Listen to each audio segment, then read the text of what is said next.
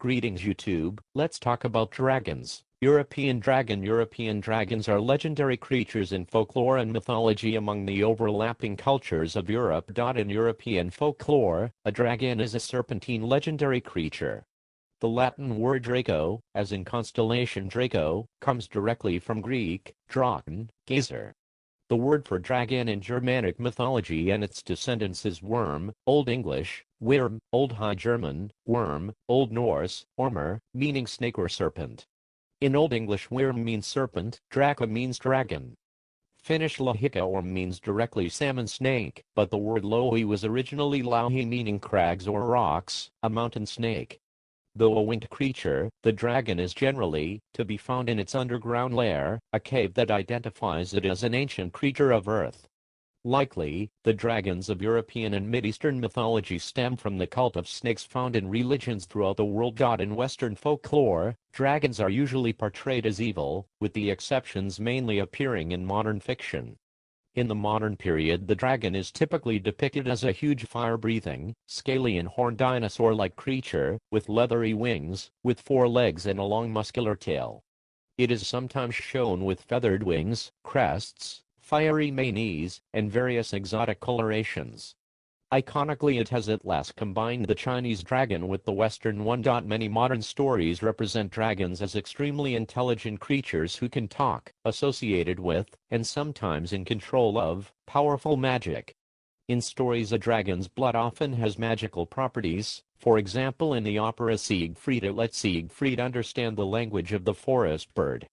The typical dragon protects a cavern or castle filled with gold and treasure, and is often associated with a great hero who tries to slay it, but dragons can be written into a story in as many ways as a human character. This includes the monster being used as a wise being whom heroes could approach for help and advice, so much so, that they resembled Asian dragons, rather than European dragons of myth. Dragons of Slavic mythology hold mixed temperaments towards humans. For example, dragons, in Bulgarian mythology are either male or female, each gender having a different view of mankind. The female dragon and male dragon, often seen as brother and sister, represent different forces of agriculture.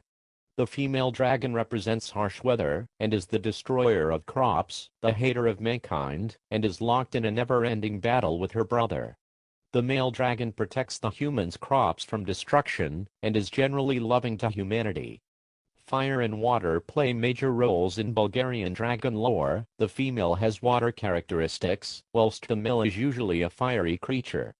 In Bulgarian legend, dragons are 3-headed, winged beings with snakes' bodies. In Bulgarian, Russian, Belarusian, Ukrainian and Serbian lore, a dragon, or Bulgarian, Zmi, Russian, Smok, Belarusian, Zmei, Ukrainian, Serbian, is generally an evil, 4-legged beast with few, if any, redeeming qualities.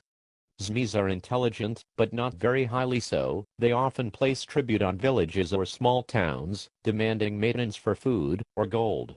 Their number of heads ranges from 1 to 7 or sometimes even more, with 3 and 7-headed dragons being most common. The heads also regrow if cut off, unless the neck is treated with fire, similar to the Hydra in Greek mythology. Dragon blood is so poisonous that Earth itself will refuse to absorb it. In Bulgarian mythology, these dragons are sometimes good, opposing the evil Lamia / a beast that shares a likeness with the Zmi. The most famous Polish dragon is the Wall Dragon or Smok Wolski, the dragon of Wall Hill. It supposedly terrorized ancient Krakow, and lived in caves on the Vistula river bank below the walled castle. According to lore, based on the Book of Daniel, it was killed by a boy who offered it a sheepskin filled with sulfur and tar. After devouring it, the dragon became so thirsty that it finally exploded, after drinking too much water. A metal sculpture of the wall dragon is a well-known tourist site in Krakow. It is very stylized, but, to the amusement of children, Moisili breathes fire every few minutes. The wall dragon also features on many items of Krakow tourist merchandise. Other dragon-like creatures in Polish folklore include the basilisk, living in cellars of Warsaw, and the Snake King from folk legends. The legend of Saint George and the dragon is well known in Italy, but other saints are depicted fighting a dragon. For instance, the first bishop of the city of Forla, named Saint Mercurialis, was said to have killed a dragon and saved Forla, so he often is depicted killing a dragon. Likewise, the first patron saint of Venice, Saint Theodore of Tyro, was a dragon slayer, and a statue representing his slaying of the dragon still tops one of the two columns in St. Mark's Square.